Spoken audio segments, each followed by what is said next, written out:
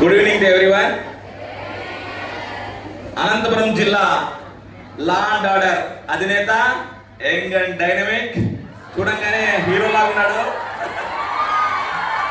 మనందరి భద్రతా అధికారి ఐపీఎస్ జగదీష్ గారికి మా ఎన్డీఏ కూటమి తరఫున, జనసేన పార్టీ తరఫున గౌరవ నమస్కారం సార్. సరఫరా అలంకరించినటువంటి మా గుమ్మూరు నారాయణ స్వామి గారికి, మా వనగుంది విజయలక్ష్మి గారికి, మా ఆత్మీయ డిఎస్పీ ఆమ్దాల శ్రీనివాస్ గారికి, ముఖ్యంగా మా సర్కిల్ ఇన్స్పెక్టర్ మనోహర్ గారికి నా గౌరవ నమస్కారం తెలుపుకుంటున్నా. ఏదేమైనా స్త్రీలను ఎక్కడైతే గౌరవిస్తారో దేవతలు అక్కడ కొలువై ఉంటారంట. అలాంటి దేవతామూర్తులు మా గుంతకల్ పట్టణ ఝాన్సీ వీరనారి లాంటి వీర మహిళలందరికీ నా శిరస్సు నుంచి గౌరవ నమస్కారం తెలియజేస్తున్నా. ఏదేమైనా నింగి నుండి నేల నుండి నింగి వరకు అద్భుత విజయాలతో జెట్ స్పీడ్ లో ముందుకు తీసుకుంటూ నిజంగా మగపిల్లలకి భయభ్రాంతులకు చేస్తున్నటువంటి మహిళలు మీరందరూ, మీరు మమ్మల్ని చూసి భయపడతారా? కానీ కొద్దిమంది కర్కోటకులు, నీచులు, నికృష్టులు ఉంటారు ఈ సొసైటీలో. అందరినీ బాగా కంటబెట్టుకోవాల. ఈ సృష్టికి మూలం మహిళలు అంటారు. నిజంగా ఒక నటి నిన్న లేక మొన్న ఒక మాట చెప్పిందనమాట. కొనిదల నిహారిక గారు వాళ్ళ అన్నయ్య చరణ్ గారి నుంచి ఉదాహరిస్తూ, ప్రతి ఒక్క అబ్బాయికి నేను ఆ మాటల్ని సూచనగా నా తరపున చెప్తున్నాను. భార్యని చాలా ఆత్మీయంగా, అభిమానంగా చూసుకోవాలంట. అక్కని చెల్లిగా చూసుకోవాలంట. అక్కని చెల్లిగా చూసుకోవాలంట. ముఖ్యంగా అమ్మని దేవతలా చూసుకోవాలంట. అమ్మని దేవతలా చూసుకోవాలంట.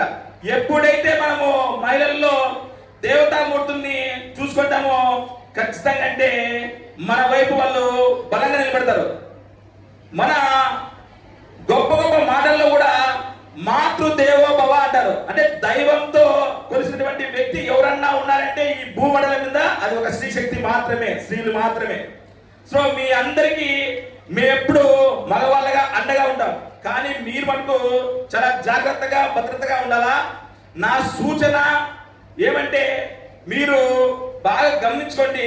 మీ సెల్ఫ్ రెస్పెక్ట్ ని కోల్పోతున్నారు అనేటువంటి భావన నాలో ఉంది. ఎందుకు అంటే ప్రేమ అనేటువంటి కారణంతో మీ సెల్ఫ్ రెస్పెక్ట్ ని కోల్పోతున్నారు.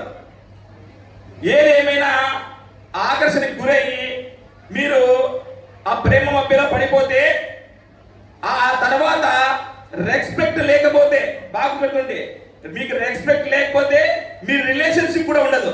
కరెక్టా కదా? రెస్పెక్ట్ లేకపోతే రిలేషన్షిప్ కూడా ఉండదు. కాబట్టి మీరు ఫస్ట్ ఆఫ్ ఆల్ చేయాల్సింది, ఉండాల్సింది ఏంటంటే మన తల్లిదండ్రులను దృష్టిలో పెట్టుకొని అద్భుతంగా ఫస్ట్ ఆఫ్ ఆల్ మన కెరీర్ ని అద్భుతంగా మర్చుకోవాలి. ఎందుకంటే ఇప్పటికీ కూడా the best lady of prime minister అంటే ఇండియాలో ఇందిరాగాంధీ పేరు చెప్తారు. ఇప్పుడు ఆ తర్వాత మరి ఆ స్థాయికి మోడీ గారు వచ్చారు. కానీ మొన్నటి వరకు కూడా the best lady of prime minister అంటే ఉమెన్. అంటే ఉమెన్ అంత గొప్పగా, అంత స్ట్రాంగ్ గా ఉంటుందని చెప్పి మీరు ఏ మాత్రం ఎవరికి తీసుకోరు. రాబోయే రోజుల్లో కూడా అన్ని రంగాల్లో కూడా మీరు ముందుకు పోవాలని. సార్ ఏదేమైనా నా గుంతకల్ నియోజకవర్గం నుంచి నా వరకు నాకు సూచన ఏంటంటే, ఖచ్చితంగా అంటే మా నియోజకవర్గంలో, మా పట్టణంలో మీరు మా కూటమి తరపున మీకు నేను వినయపూర్వకంగా వినిపించుకుంటున్నా.